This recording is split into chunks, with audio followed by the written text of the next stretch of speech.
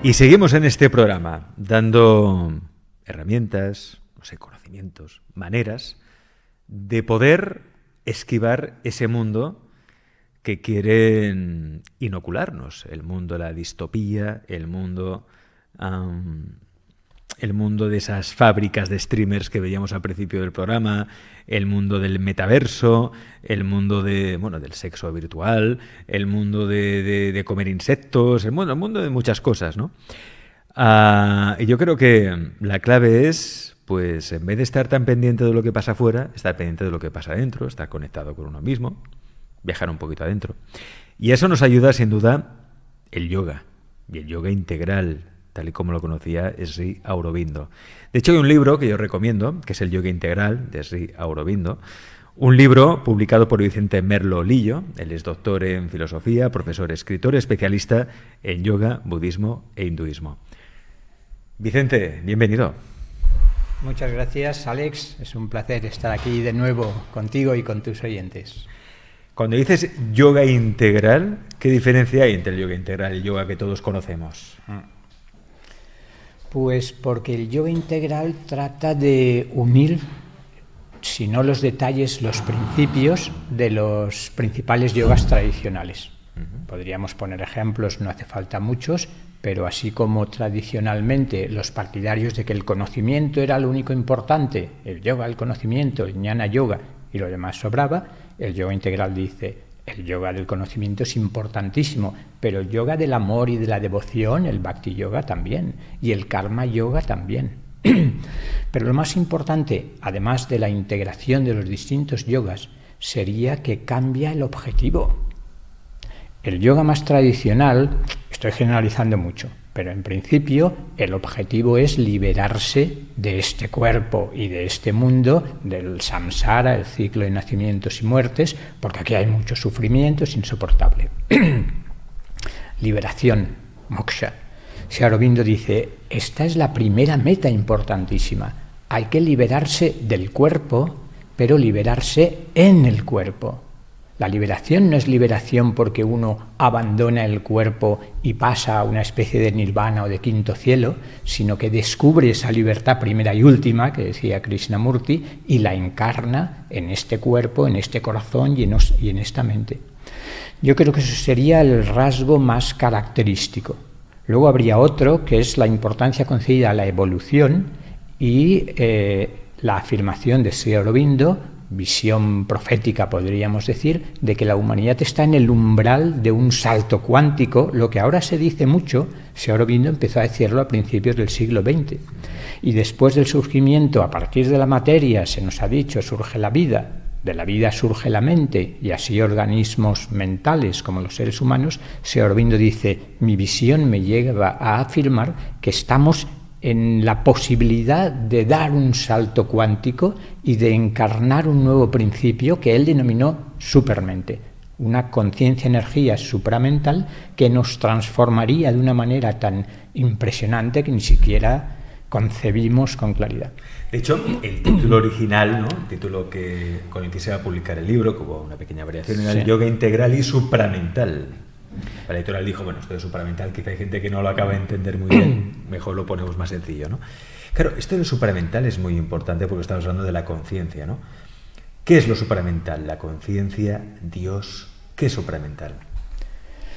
La conciencia supramental en realidad es la conciencia del infinito, es la conciencia de lo divino, si se quiere, es la conciencia que tiene la inteligencia suprema.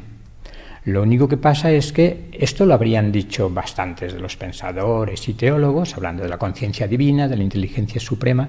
Lo característico de Sri Aurobindo es que dice, el ser humano está abierto a la posibilidad de encarnar él mismo esa conciencia y ese conocimiento. Ahora estaríamos identificados y perdidos, embotellados en nuestra mente, en nuestro ego, y el trabajo del yoga integral y de otros yogas y otros tipos de trabajo propone ir hacia adentro, como tú decías, y descubrir que más allá de esa estructura egoica, que es un constructo psicológico, y de nuestro cuerpo físico, existe una identidad más profunda. Llamémosle identidad anímica si queremos. Pero desde esa identidad anímica el mundo se ve de otra forma. Para empezar, porque dejamos de identificarnos con los pensamientos y las emociones. Tú decías cómo estamos totalmente absorbidos, estamos absortos en la publicidad, en las informaciones, en las desinformaciones que tanto abundan, y eso nos produce emociones que hacen que nos perdamos por completo. Podemos estar atentos al mundo exterior, pero desde un centro que ya no es nuestra conciencia egoica, sino nuestra identidad anímica. Por no hablar de otras expansiones de conciencia mayores, que quizás no sea el momento, o quizás sí. ¿A qué te refieres con expansiones de conciencia mayores? Mayor que la identidad anímica. Claro, porque podríamos distinguir la identidad del alma. La identidad del alma, que es una identidad individual. Y aquí es otra diferencia con buena parte de los yogas, no todos. En todo caso, es la diferencia con el Vedanta no dualista más prestigioso y que más ha llegado aquí a Occidente, que consiste en decir, sí, claro, existe el ego y hay algo más. Ese algo más es el ser, la conciencia no dual, pero nada más. Todo lo demás es parte de Maya. Sri Aurobindo dice, no, mi experiencia me dice que aparte de la individualidad psicológica egoica, hay una individualidad anímica que es el hilo dorado que engarza todas las cuentas del collar de nuestras múltiples encarnaciones, y existe esa individualidad anímica. Pero hay otra expansión de conciencia que nos hace descubrir lo que podríamos llamar nuestra identidad cósmica. Richard Bucke, un psiquiatra del principio del siglo XX, sin comerlo ni beberlo, tuvo una expansión de conciencia y publicó un libro, 2 volúmenes que no tienen desperdicio, titulado Conciencia Cósmica. ¿Por qué? Porque había vivido en primera persona que su identidad más profunda era la conciencia cósmica. Esto ya sé, en tu programa no a todos, pero escandaliza un poco, es decir, ¿cómo que yo tengo no solo una identidad anímica individual, sino que en el fondo soy también la conciencia cósmica? Sí, pero todavía más. La conciencia cósmica es la expresión en el espacio y el tiempo del misterio trascendente, inefable, que no entendemos, pero que somos en el fondo, desde siempre y para siempre. Entonces, claro, por una parte se aprecia y se valora, se revaloriza el cuerpo, el mundo, la historia, la política, la economía, pero puestos en su lugar, porque hay una realidad más amplia que está tratando de expresarse cada vez con mayor claridad y con mayor belleza, verdad y bondad en esta historia. Luego la historia tiene un sentido y el cuerpo también. El cuerpo, el corazón, las emociones y la mente están para ser transformadas en vehículos que permitan la irradiación de la luz del espíritu que somos. Radiación de la luz del espíritu que somos. Me he puesto poético. Ojalá, no, pero que está muy bien, porque vivimos muy desconectados de salud, ¿no? Nos da miedo quizá de salud porque tememos quemarnos con esa luz. Probablemente, primero por pura ignorancia. Nos hemos desconectado tanto de la fuente de la que procedemos que primero ni nos lo creemos, ¿no? Creemos que son historias de cuentos o de mitos o cuentos de chinos. Cuentos chinos, ¿no? Entonces, claro, nos da miedo por ignorancia. Pero el verdadero autoconocimiento es que, por otra parte, tampoco es tan nuevo. Recordemos el frontispicio del oráculo de Delfos que decía, hombre, conócete a ti mismo, esto se conoce mucho, pero seguía, y de esa manera te conocerás el mundo y los dioses. Claro, porque como arriba así es abajo y como abajo así es arriba. Somos fractales del absoluto, decíamos en alguna ocasión, creo que aquí mismo, y por tanto, hologramas, si alguien prefiere esa metáfora, ¿no? El holograma, cuya característica fundamental es que en cada parte se contiene la totalidad. Estamos hechos a su imagen y semejanza, si se quiere una expresión más tradicional, bíblica, de lo que estoy diciendo, ¿no? Y esto es lo que no nos creemos. No nos creemos que somos simultáneamente no solo el cuerpo, la mente y el ego, sino un alma individual, la conciencia cósmica a través de la cual se expresa toda voluntad, toda inteligencia y todo amor, y la realidad trascendente que escapa a este montoncito de neuronas fantásticos que tenemos aquí, pero que no constituyen ni la base imprescindible de la conciencia ni nuestra realidad más importante, ¿no? Si volviéramos a esa conexión, como tú muy bien dices, Vicente, a la fuente, dejaremos, por ejemplo, de tener adicciones, porque somos una sociedad profundamente adicta, somos adictos a todo. Adictos al azúcar, por ejemplo, adictos a las pantallas, adictos al subidón de dopamina que te puede dar ver que un día en redes sociales te dan 500 likes, por ejemplo, ¿no? O que tienes medio millón de suscriptores. O que tienes medio millón de suscriptores, lo cual no está mal tampoco, pero sí que es cierto que mucha gente depende de eso. Y le está pasando mucho a los chavales. Es decir, el otro día leía una estadística que 1 de cada 10 adolescentes no quiere vivir. 1 de cada 10 adolescentes no quiere vivir.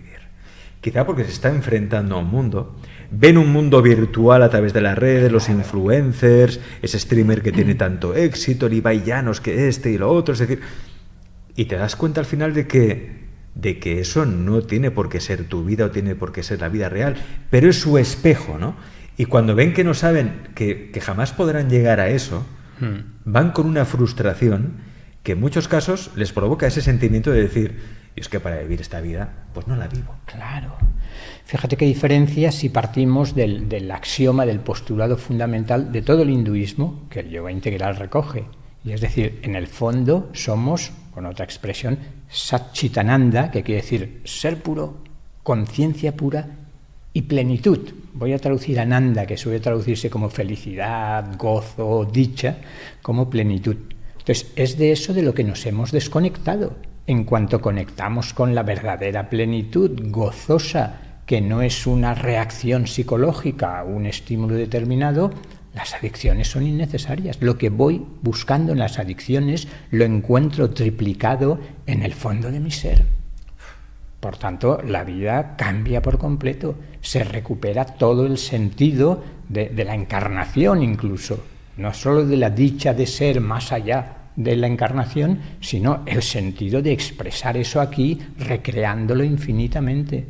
El infinito no podía hacer más que recrearse infinitamente. Y Vicente, ¿cómo llegar a esa conexión, a esa plenitud infinita? Primero, Sri Aurobindo tiene una frase que siempre llama la atención, porque como vamos buscando técnicas prácticas, ¿no? Sí, horarios, el cómo hacerlo, llegó un momento que dijo, en este yoga no hay método.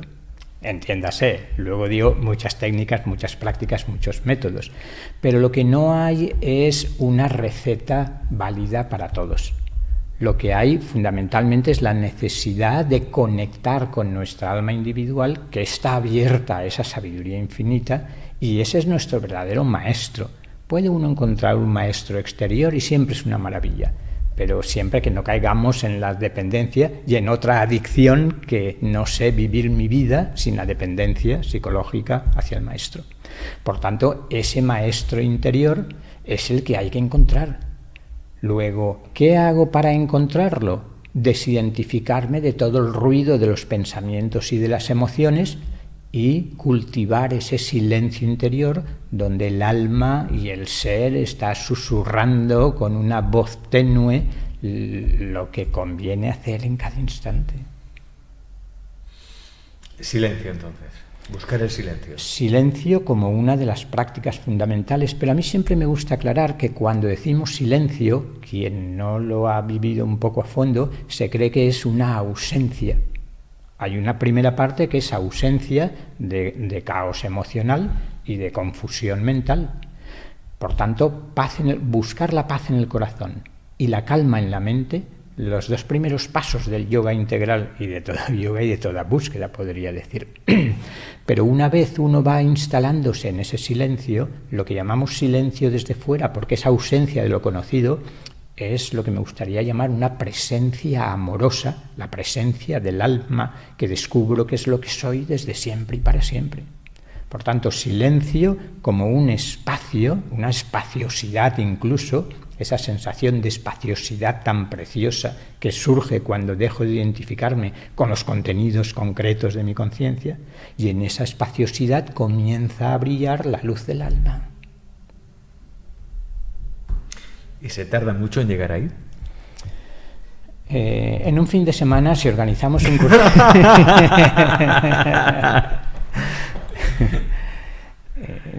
digamos que con unas 250 vidas suele acercarse uno. No, está bien. La cuestión es empezar. El caso es empezar. Pasito a pasito. Para alguien, por ejemplo, Vicente, como es mi caso, o sea, yo habré practicado yoga en mi vida un par de veces. Y bien, o sea, me he sentido bien, pero no he seguido tampoco. Es cierto que no es quizá porque no he conocido el yoga en profundidad o otras técnicas de yoga, no lo he conocido bien. Nunca me ha llamado en especial la atención, sobre todo la parte de las posturas. Claro. Nunca me ha llamado mucho la atención. Pero ¿cómo podría entonces yo enamorarme del yoga? Porque sé que tiene muchos beneficios, ¿no? Poder reconectar con la fuente, con la plenitud. ¿Por dónde empiezo? ¿Qué hago?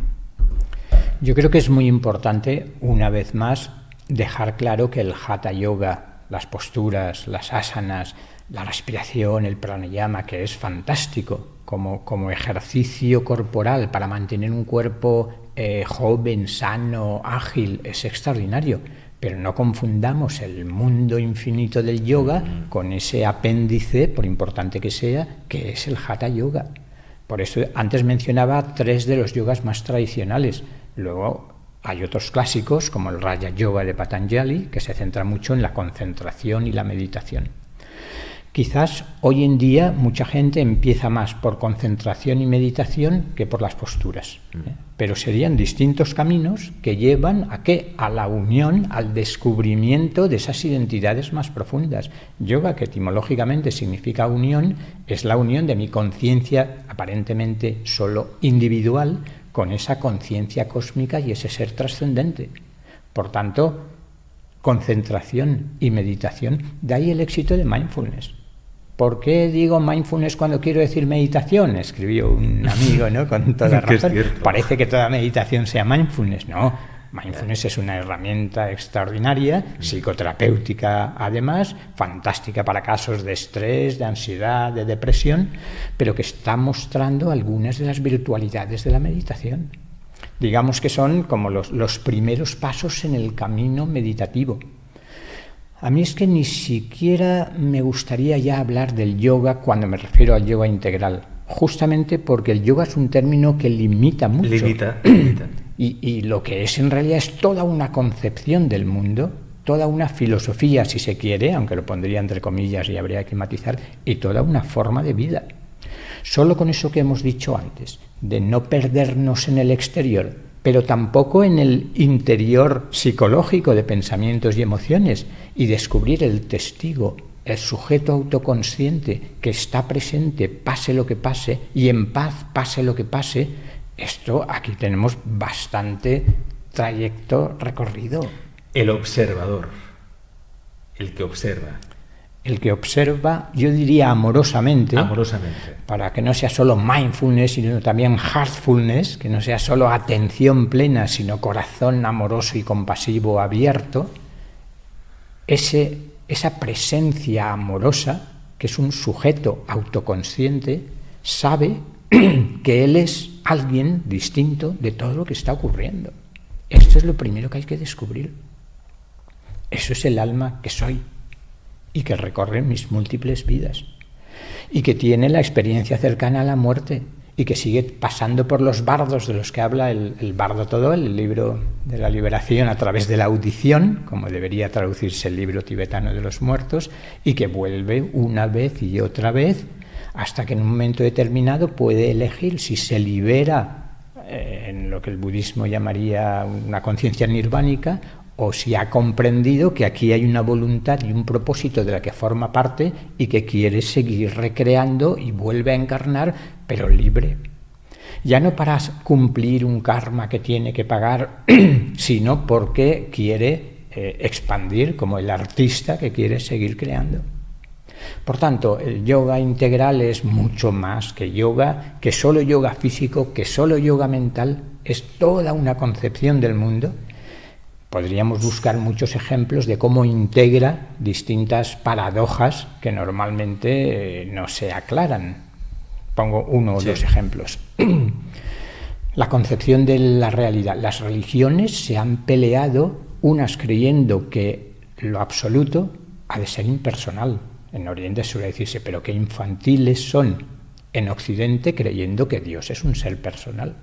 Pero las tradiciones abrahámicas, proféticas, cristianismo, judaísmo, islam, dicen, ¿cómo? Lo divino, Dios, algo impersonal. No, hombre, no. Dios es un ser personal con el que cabe un contacto personal. Sri Aurobindo dice, mi experiencia, no solo mi especulación metafísica, lo que me dice es que lo absoluto trasciende estas distinciones conceptuales mentales. Y he experimentado lo absoluto, como dicen los impersonalistas, por llamarlo así, y es un aspecto muy real del absoluto, conciencia pura, conciencia energía, pero es que en el propio absoluto, igual que en nosotros, una vez más somos fractales de aquello, existe el aspecto personal. Es decir, que ya no es solo una conciencia, energía que se ha desplegado más o menos por azar, sino que es un ser, un sujeto autoconsciente, el que está moviendo todo este universo. Y todo este sistema solar, la conciencia solar o el logos solar, y todo este planeta, la conciencia planetaria, que para algunos ha pasado a ser Gaia, es decir, ya no son piedras que se mueven por azar o siguiendo determinadas leyes mecánicas en el universo, es que son cuerpos de expresión de inteligencias, de conciencias, de seres. Por tanto, ¿es personal o es impersonal? Ambas cosas. ¿Dios solo es eterno y lo que no es eterno y está en el tiempo ya no es divino? No, ambas cosas. El tiempo es la expresión de lo eterno. Es el propio eterno, es el propio infinito el que mora en el corazón de cada una de las cosas finitas. Por tanto, todas estas aparentes contradicciones o paradojas, ¿es finito o es infinito? ¿Es eterno o es temporal? ¿Tiene forma o no tiene forma? Está más allá de toda forma, pero se permite el lujo de expresarse a través de infinidad de formas. Una manera de integrar las distintas visiones de en qué consiste la realidad absoluta. Otra manera de integrar los distintos tipos de yoga, porque quiere integrar las distintas facultades del ser humano. Y no queremos conocimiento, aunque sea del ser último, y dejar nuestra inteligencia emocional, nuestro corazón anímico, frío y seco, porque el verdadero camino es el del conocimiento. Integrar los distintos aspectos de nuestro ser. Y la gracia del asunto es que Sri Aurobindo integró y expresó muchas de esos rostros. A mí me gusta hablar del rostro poético de Sri Aurobindo. ¿Qué se puede hacer para practicar yoga integral? Y yo diría, medio en broma, medio en serio, lean ustedes el poema Savitri, un poema de 700 páginas. Poema Savitri se llama. Un poema escrito por Sri Aurobindo durante 40 años de su vida, que es una de las joyas de la literatura universal. Sri Aurobindo fue propuesto para Premio Nobel de Literatura, no solo para Premio Nobel de Maestría Espiritual, que todavía creo que no existe en Suecia, por Tagore. Tagore fue a ver a Sri Aurobindo cuando ya tenía el premio Nobel y después de conocerlo dijo: India está esperando tu voz. Él, el maestro de la palabra, Tagore, reconociendo que en Sri Aurobindo estaba la voz que la India y el mundo necesitaba. Romain Rolland, Gabriela Mistral, estos 3 premios Nobel pidieron el premio Nobel de Literatura. Pero es que Sri Aurobindo fue el líder del partido político revolucionario que quería echar a los ingleses de la India cuando llegó de los 14 años pasados en Europa. Poeta, político, filósofo, entre comillas, porque yo diría que no es filosofía sino gnosis, pero escribió La vida divina de más de 1000 páginas y la síntesis del yoga de más de 1000 páginas y por algunos filósofos reconocidas como 2 obras maestras de la filosofía de todos los tiempos. Poeta, político, filósofo, yogui, con una serie de experiencias de lo más completas, profundas y elevadas que uno puede imaginar, maestro espiritual y quizás otras cosas.